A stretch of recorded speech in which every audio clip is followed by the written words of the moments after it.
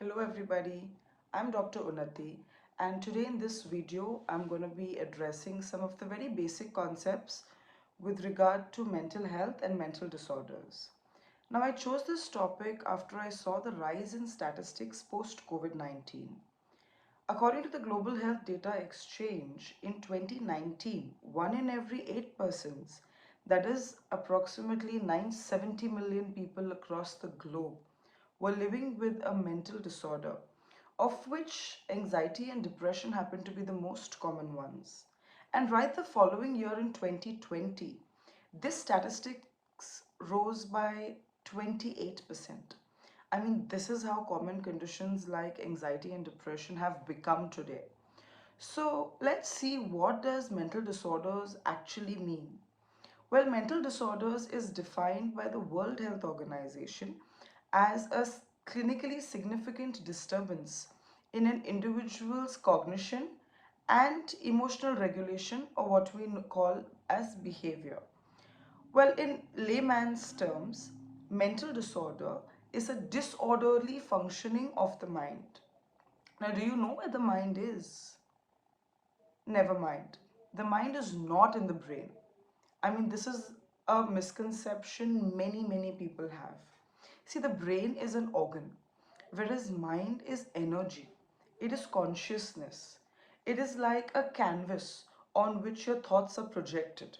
And the physical body is like a holographic projection of the mind.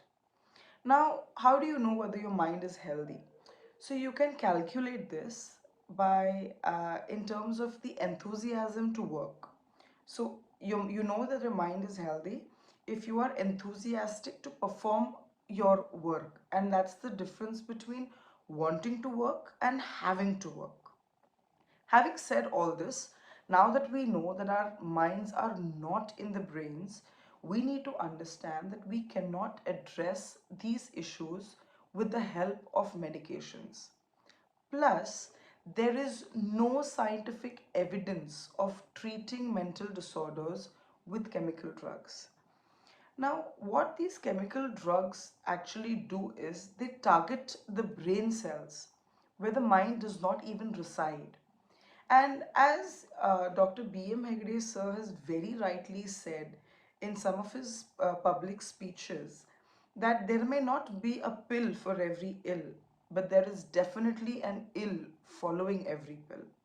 Now, the antidepressants and the other psychiatric medications, which today are prescribed on a wide scale, they have a tremendously negative impact on the brain, on the hormonal levels, on the thought process, on the emotional regulating patterns, and it even goes on to damage the liver.